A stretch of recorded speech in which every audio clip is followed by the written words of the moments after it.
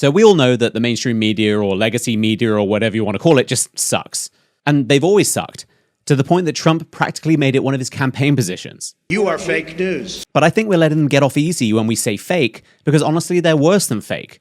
And we're not even just talking about the New York Times doing some good old-fashioned Holocaust denial, because at this point, who isn't doing that? We're talking about Soviet Union-level propaganda, all to protect the narrative. Here's just one example.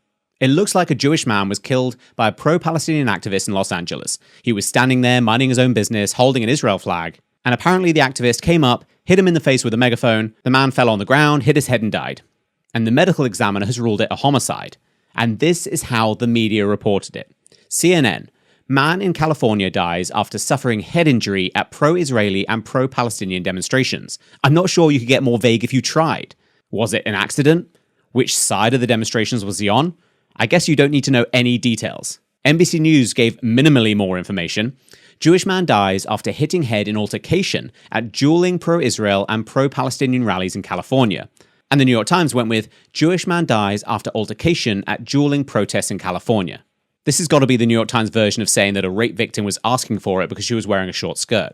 But it's not even like the New York Times is afraid of giving you the facts, depending on the narrative. After an evil, deranged maniac murdered a Palestinian boy in Chicago, here's their headline: 6-year-old boy fatally stabbed in anti-Muslim attack, authorities say. It couldn't be more to the point and objective if you tried, but a Jew gets his head bashed in and suddenly it's an altercation during dueling protests. Lucky there were witnesses, otherwise they'd all be reporting that the sidewalk was the victim, assaulted by a Zionist or something. But we've got to remember, this isn't a bug. It's a feature. Truth doesn't matter. The narrative matters. Here are a bunch of insane headlines reported by Harris Rigby for Not the Bee.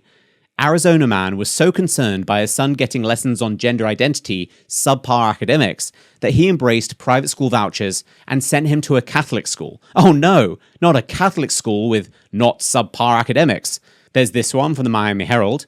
13-year-old son of Rebecca Jones, whistleblower who clashed with DeSantis, arrested over memes. But what actually happened? Because Ronnie D didn't drag the son away because his mum criticized him. The son threatened to shoot up a school. Seems like kind of an important detail. And don't even get me started on the fiery but mostly peaceful stuff, which became an overnight cliche.